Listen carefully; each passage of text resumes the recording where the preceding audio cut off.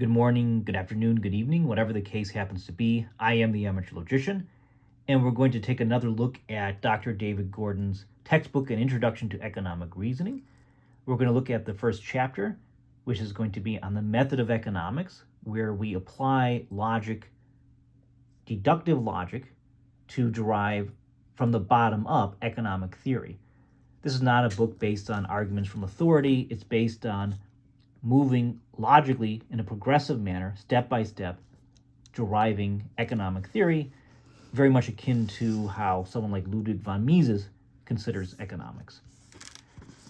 Now, I might do an entire series of videos on this very textbook. Let me know if you're interested in that in the comment section below. So it will depend upon demand and also time, to be honest, if I actually do an entire series based on this textbook. But I find it very interesting. It's not a very well-known book, but it should be. Chapter 1 is on the method of economics, and that's what we're going to cover in this video. And we're going to answer some of the reflection questions that Dr. David Gordon asked the reader. So chapter 1, the method of economics, we get into the deductive method. We get into the laws of logic. We get into validity. There is an analysis of basic syllogisms. There's a lot of interesting reflective questions that really make you think in the sense of, hey, is this argument actually sound or unsound? What makes us think this is true or not true? These are not trivial questions. Some of the questions are pretty basic, but some of them really make you think. And they make you think about philosophy, and they make you think about applying logic to questions that involve the epistemological status of economics. There's an analysis of basic syllogisms. There's an analysis, very briefly, about the difference between how you derive things in economics versus how you derive things in mathematics. I have some notes, and I also answer some of the questions. So we're going to start with the deductive method. And chapter 1, as I said, is on the method of economics. And the method of economics from the Austrian school perspective is a deductive method. And we're going to apply logic to economics. So if we start with true propositions and we follow the rules of logic, then any new propositions derived are guaranteed to be true. This is a universal truth, so to speak, about logic. It can extend our knowledge in this sense. And the derived propositions are guaranteed to be true. Not might be true, but must be true. They're guaranteed to be true. And in formal logic, there are general structures or patterns that can be studied. And some patterns are good, some patterns are bad.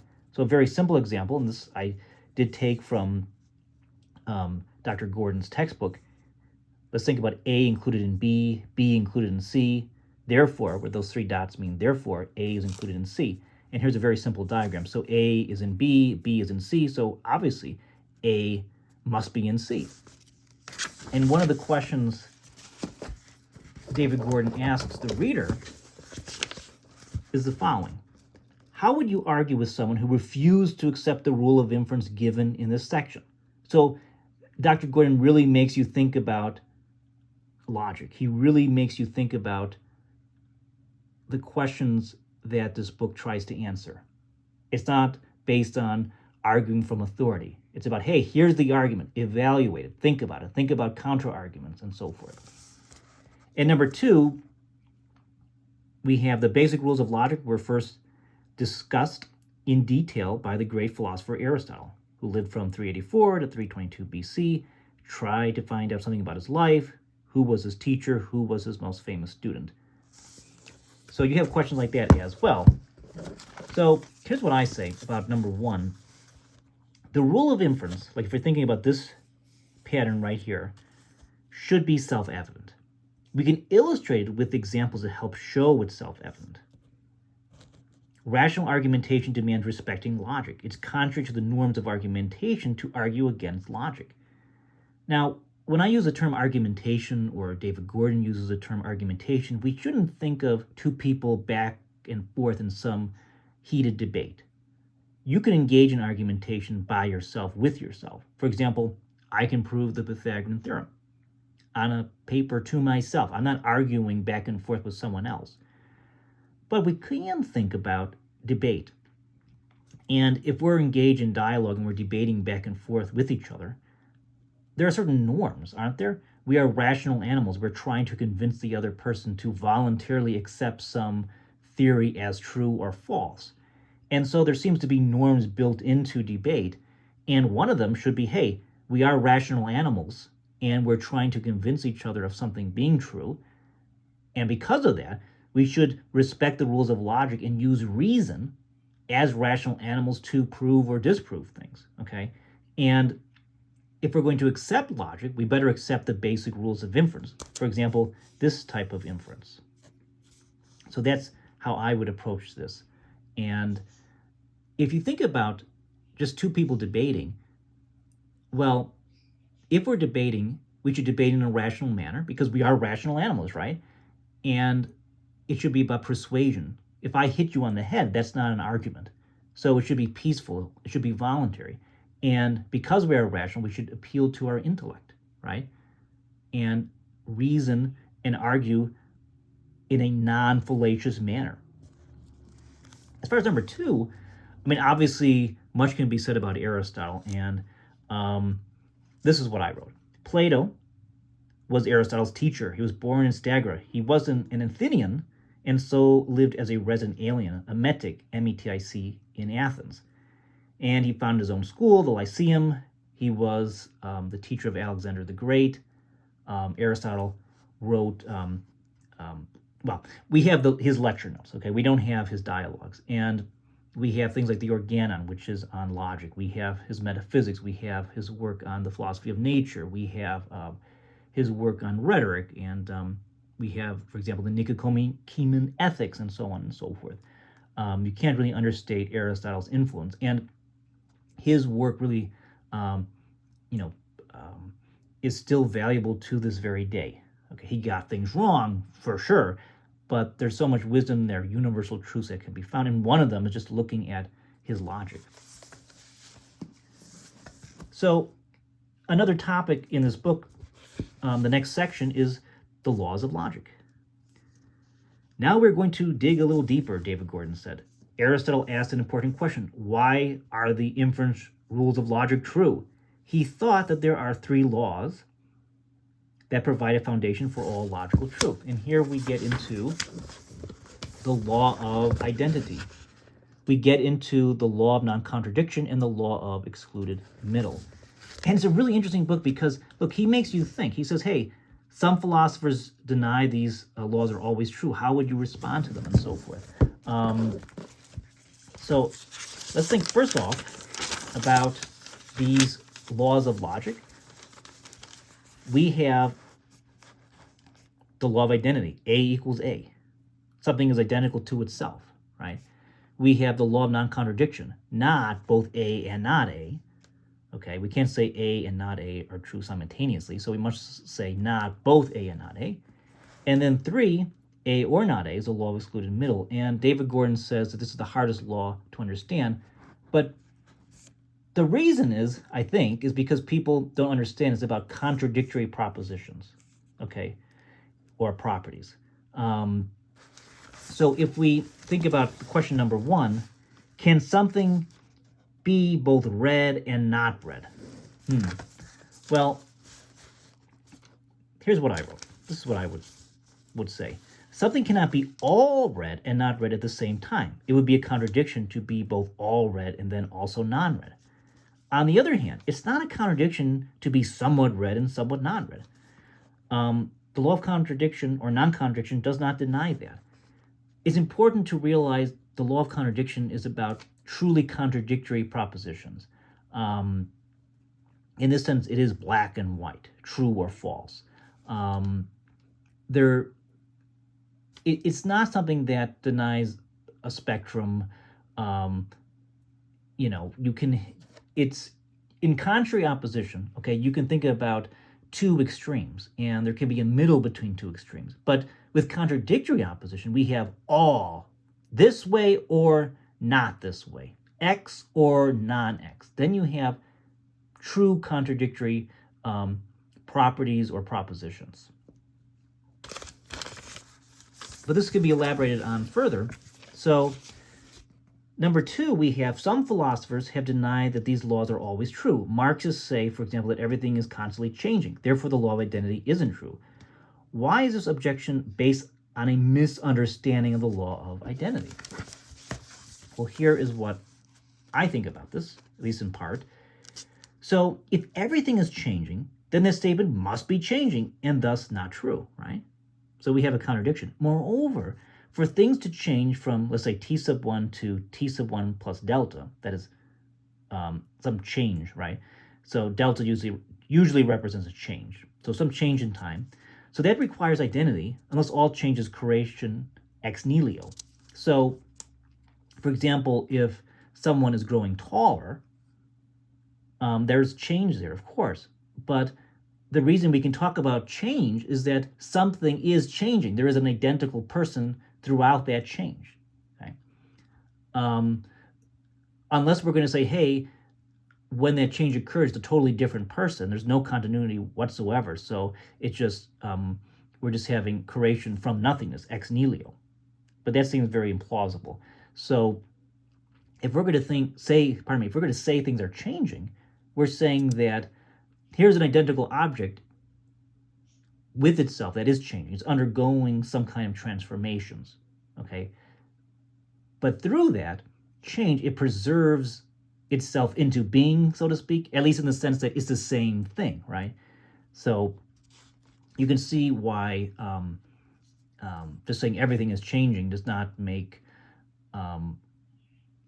the proposition false, or that things change does not make the proposition false, or the law false, okay? So there's a lot of really interesting logical questions that this textbook considers, and that's one reason why I think that it is a very good fit for this YouTube channel, because I want to apply logic, right? And I want to work with my viewers to apply logic to various things, including something like economics. Not only, for example, to, let's say, mathematics, but there's so much more that we can study than just mathematics. We could apply logic to economics, but also we've applied logic even to physics. For example, in a previous video, we talked about a textbook that talks about traditional logic and even metaphysics. So there's a lot of cool stuff out there that really embraces this more rigorous logical approach using traditional metaphysics, traditional logic. Okay, so then the next section is on validity, and I'm just going to look with all of you at some of my notes. So a valid argument transmits truth from the premises to the conclusion. Okay, so some of this is kind of my own thinking here. It's not entirely derived from David Gordon's textbook, but this is basically what he's saying. So, for example, if we think about a sound argument, here we have true premises plus a valid argument, and that's going to guarantee a true conclusion. Okay, so we talked about that before. However, you can have other possibilities. You can have an unsound argument. For example, you can have false premises plus an invalid argument. Well, then we don't know if the conclusion is true or false. It can be true or it can be false. But certainly, the conclusion won't follow from the premises, right? Because it's an invalid argument. It's not following the rules of logic. Another situation is we can have true premises and an invalid argument. Well, here the conclusion might be true or false. We just don't know. Likewise, we can have false premises and a valid argument. So the conclusion validly follows from those premises, okay? So if those premises were true, then we know the conclusion must be true. But in this case, we have false premises. So false premises plus valid argument, well, the conclusion might be true or false. We just don't know. So one example David Gordon gives is some Texans are tall, some tall people are Democrats, some Texans are Democrats. Well, this is an invalid argument, okay? And he utilizes diagrams to try to illustrate this type of syllogistic reasoning that is invalid. So on the one hand, well, we know there's some overlap. We know that some tall people are Texans, right? So we have this overlap between these two boxes. But the thing is this, can we derive this conclusion that some tall people are Democrats? Just from these two premises, some Texans are tall, some tall people are Democrats? No. Because all we know is that, okay, we have tall people, some, are from Texas, some are Democrats, but we don't know if, some Texans are Democrats, right? We don't know if these two things overlap. So is this actually occurring? We're not able to derive that from these premises. And notice also all these three propositions. Some Texans are tall. That actually is a true proposition. Some tall people are Democrats. That's a true proposition. Some Texans are Democrats. That's a true proposition. But this argument is no good. It's invalid. It's unsound, right? We have true premises. We even have a true conclusion, but the argument is no good. It violates the laws of logic.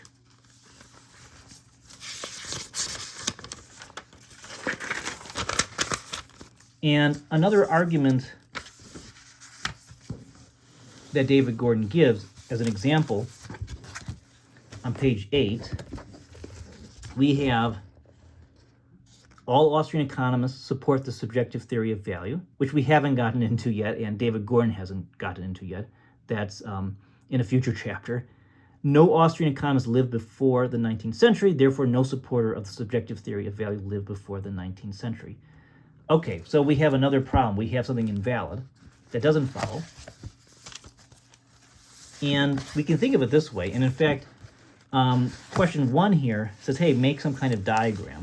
So here is my diagram. So we know that in terms of supporting the subjective theory, we have Austrians, the Austrian School of Economics, right? We also know that no Austrian school economists existed before the 19th century. But we don't know, is there an overlap between those who believe in the subjective theory and those before the 19th century? Is there an overlap there or no? Well, we don't know. We don't have the information. So the conclusion that no supporter of the subjective theory of value lived before the 19th century, that is totally invalid. So to flex our logical muscles, you have problems or exercises like this. Give examples of A, valid arguments with true premises, B, valid arguments with at least one false premise, C, invalid arguments with at least one false premise, D, invalid arguments with true premises. Must any of these types always lead to a false conclusion? And we'll get into that latter question, the last question, a little bit later. But here is what I came up with. So the first one we want is a valid argument with true premises. Well, that's going to guarantee you a true conclusion, right? It's a sound argument. If you have valid argument, true premises, then you have a sound argument. So no commie supports private ownership in the means of production. Marx is a commie. Thus, Marx is not a supporter of private ownership in the means of production. Okay, so we have true premises, valid argument, true conclusion. And B, we have something that's valid but unsound. Okay, because we have at least one false premise. All politicians are virtuous. Well, that's certainly false. Whoever believes that is true, they might be a politician or something. I don't know. No, they wouldn't be a politician. I don't know what they would. They would have to be in an insane asylum or something. I have no idea. Okay, the governor is a politician, thus the governor is virtuous. Okay, so is a valid argument. The conclusion follows from the two premises, but we have a definitely a false premise. For C, what do we want? We want an invalid argument with at least one false premise. All books are worth reading. Well, that's not a true premise. Some magazines are worth reading, thus some books are magazines. So it's invalid.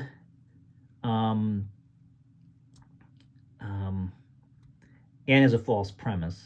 So all books are worth reading is not true.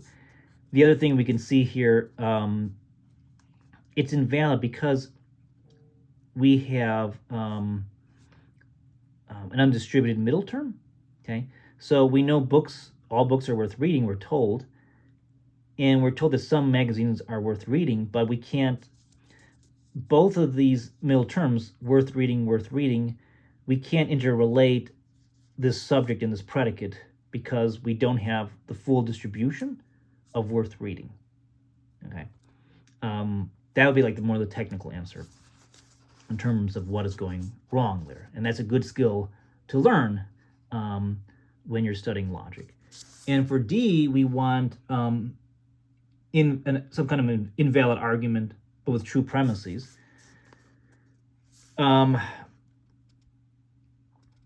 Okay. So all men are mortal. Socrates is a man, thus Socrates is a philosopher. So everything is true here, but the conclusion does not follow. It's invalid. So we are told that all men are mortal, Socrates is a man. We're not told anything about being a philosopher, so we can't just say, thus Socrates is a philosopher. So it's invalid, although it's a true conclusion.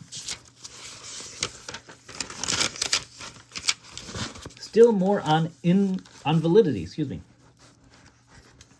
Okay, so you can see I'm not a great speaker, but I'm trying to do this a little bit better. So David Gordon talks about, what if we know we have a false conclusion, that we just know for a fact it's a false conclusion, but we also know it's a valid argument. That is, we're following all the rules or laws of logic. Well, that implies that at least one premise must be false. So sometimes we can reason backwards in this sense, not only forward from premises and inference to conclusion, but we can reason backwards from the conclusion and knowing the validity of the argument to say, hey, in this kind of case, there must be at least one false premise.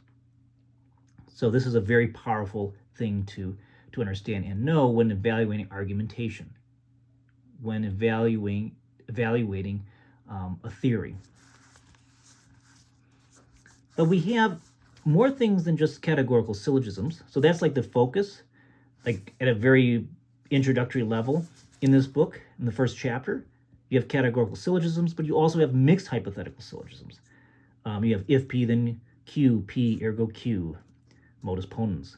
You have if P, then Q, not Q, ergo not P, modus tollens.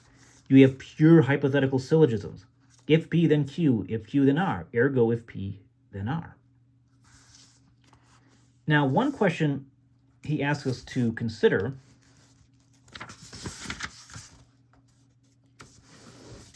in the book is as follows. Number 2, can you show how to convert a hypothetical premise into a categorical one? That's a pretty cool question, and it's actually a little bit controversial in the philosophy of logic. So I don't have the book here, but there's another logic book I have, for example, Principles of Logic by George Hayward Joyce. Actually, I think I have it close by. Actually, really close by. This is one of my favorite books in logic, Principles of Logic by George Hayward Joyce. One of the things he says is that you cannot, from his understanding, you can't legitimately go back and forth between a hypothetical and a categorical because the nature of those propositions are different. But, I mean, leaving that aside, if he's right or wrong on that, I mean, this seems, a straightforward application of, hey, here's a hypothetical and we're turning it into a categorical, and it seems legitimate. So here's the example I give. If the animal is rational, then he is human. So here's a hypothetical. We have the if, we have the then. But we could turn this into a categorical proposition, okay? In the sense of it's not being hypothetical, just declaring something to be the case. And the categorical proposition in this case is all animals that are rational are human. That seems perfectly legitimate to me. So that would be an example of taking the hypothetical and, so to speak, transforming it, converting it into a categorical proposition. Another topic that David Gordon talks about deals with modal propositions. We can have necessarily true propositions and contingently true propositions. So a necessarily true proposition could never be false, and a contingently true proposition could have been false. Okay. And there's a lot of technical aspects to this in terms of the philosophy of logic and how people have interpreted modal logic. And David Gordon doesn't go into great detail, but he does give you, I think, really interesting philosophical questions to consider. And here are some notes I took from David Gordon's textbook. All sound arguments necessarily have true conclusions, but those conclusions are not necessarily true propositions, as they might be contingently true propositions. So I think that's pretty straightforward, right? As I said, if we have true premises in a valid argument, then the conclusion necessarily follows. But that doesn't mean, in this modal sense, that it must be a necessarily true proposition. It could be a contingently true proposition. It is a true proposition that, let's say the color of my car is green, for example. Actually, it's not green. That was a previous car. But in any case, it's green. Well, that's just a contingently true proposition. It's not necessarily true, okay? But we can imagine an argument where the conclusion is my car is green.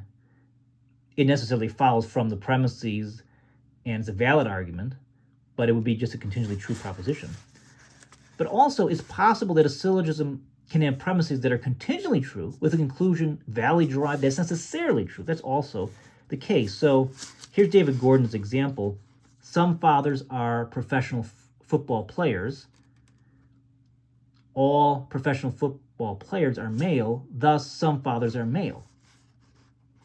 Okay, so it's a sound argument, but the conclusion is necessarily true.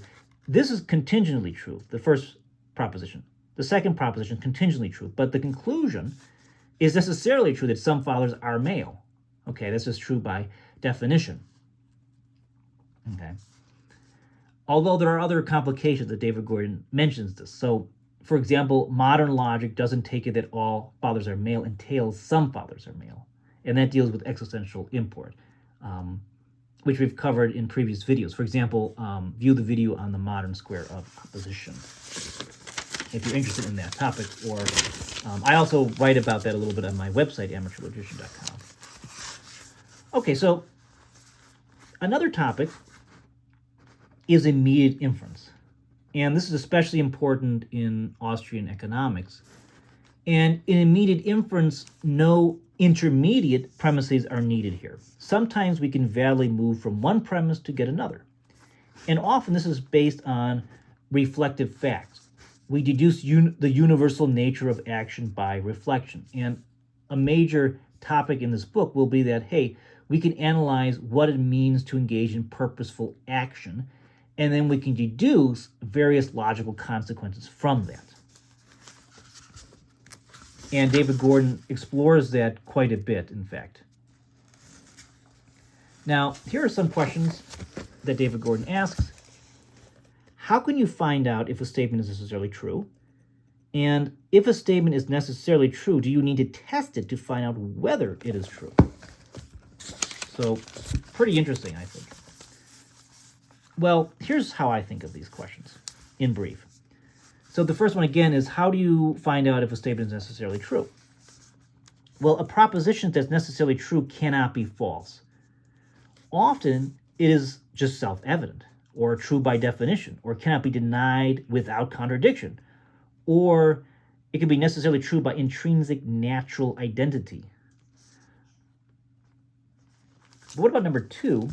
If a statement is necessarily true, do you need to test it to find out whether it is true? A proposition that's necessarily true is true under any circumstance and thus doesn't need to be tested. However, and this also ties actually with the first problem or question. However, this is a trickier question than it may seem. something necessarily true may be discovered a posteriori or in an empirical way, but still be necessarily true. For example, water equals H2O. Okay, so that's a necessary truth. That's its identity, its essential nature, so to speak, to be just H2O. If it's water, it's H2O. If it's H2O, it is water. But before, we didn't know that. Scientists didn't know that. And in that sense, it was discovered empirically, right? It wasn't just an armchair kind of reasoning to say, hey, that's H2O. So it was discovered empirically. But once that discovery was made, we see, hey, this is a necessary truth. There is an identity here. So I think this also kind of ties into, like, how can you find out if a statement is necessarily true? Yes, oftentimes it's just armchairing. Okay, you can just reason and think about it, but sometimes it does require like an empirical component, like discovering that water is H2O. Or if we think about human action, we know about human action and what it means to act in this world because we are actors. We have this kind of empirical experience, but then we can just self-reflect, okay? This is when we're dealing with reflective facts. We can self-reflect on the nature of human action and then deduce necessary truths from that. Now, the final topic that David Gordon covers is on economics versus mathematics. And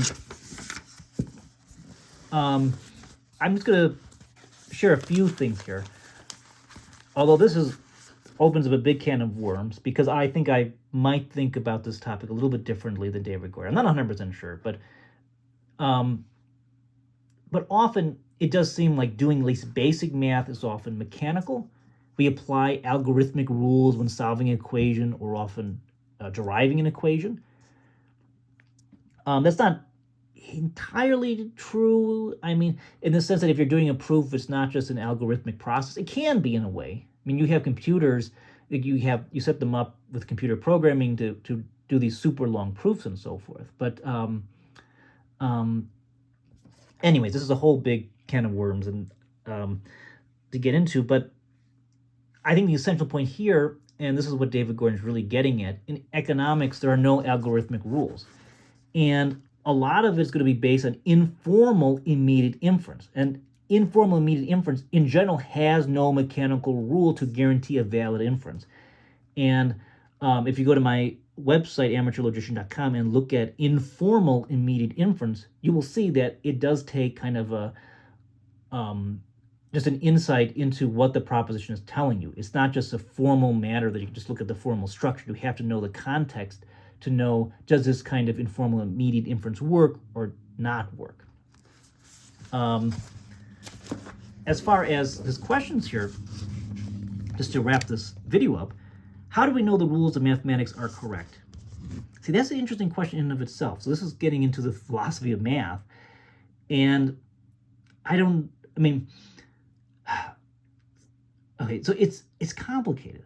That's how I think of it. I mean, in a nutshell, because some things are self-evident, I would say, like the law of identity, and you apply that type of rule with mathematical reasoning, and this overlaps into the question: is mathematics invented or discovered? I would say both. Here's a set of axioms. I can create a new type of geometry as long as there's no like internal contradiction from the outset. I mean, this is a good geometry. It could be about something that's quite different from the world around us, but it has this internal set of axioms, and then we could then derive various things from them. So those rules, the rules of inference are to be discovered, but you might say that the starting axioms of these make-believe geometries, let's say, are just invented or whatnot, just created. But that's a whole nother topic for another day. But I would like to know what people think about that. I mean, what's your opinion? I mean, is mathematics just discovered? Is it totally invented? Is it both? I think it's both, actually. Number 2, would it be a good idea to use symbolic logic in economics if economics relies on immediate inferences? Well, the answer to that is no. Because a lot of the inferences are immediate inferences. And this is dealing with informal logic rather than formal logic. So symbolic logic is not going to help us that much at the end of the day. It's not as if we're going to be applying like modus ponens and modus tollens all the time. We're going to be instead thinking about, here's the nature of human action. Let's just think about it and reflect on it and just see the consequences of it. It's not some kind of like formal axiomatic system, okay, in like a mathematical sense. Number 3, is it always best to begin by defining your terms why or why not? So David Gordon just making us think. He's making us consider these types of questions. I mean, a lot of these are open-ended, and it's not always clear, like, what is the best answer to these, okay? It's not as if, and there's no answers in the back, by the way. Some of this is going to be, hey, what do you think? What's your opinion? But make sure that opinion is based on some good reasoning, some good logic. Yeah, I would say, yeah, in general, you want to define your terms. Now, in geometry, they're undefined terms, technically, right? But, I mean, as a rule, if these terms if we're using them, if we're talking to each other, let's make sure we're on the same page, right? Number 4, deduction only tells us what we already know, right? How might a supporter of the deductive approach reply? Well, that's not strictly true that it only tells us what we already know, because logic can extend our knowledge. I mean, oftentimes when we see a syllogism, that syllogism is a bad example maybe because that's obvious. I mean, but there are syllogisms that are not always so obvious, especially if it's like a polysyllogism with multiple chains of reasoning. But it is true that deduction is just spelling out the consequences of what we already know. But it's extending our knowledge, though, by deriving new propositions. So this is the introduction to Chapter 1 of David Gordon's An Introduction to Economic Reasoning. It's a little bit longer than I wanted this video to be, but I wanted to really go through it. As I said, if you are interested in more videos on this very textbook, like going through the next chapter together, leave a comment below. Also, if you enjoy this type of material, please consider buying me a cup of coffee. I would appreciate it. You can visit my website as well at amateurlogician.com. I know I've been more lax on posting videos lately. I did it more regularly, a month ago, 2 months ago. So right now, there's been more delays in posting videos and making videos. I want to try to do this regularly, but I also have, other things, of course, like anyone in my life. So sometimes it's difficult to post as many videos as I would like. But I really appreciate your viewership. And if you actually watch the entire video, hey, let me know in the comment section below. People have done that, so people do watch the whole thing. So that's cool, because then it doesn't feel like a total waste of time. But in any case, thank you for watching. I really appreciate your viewership, and be well.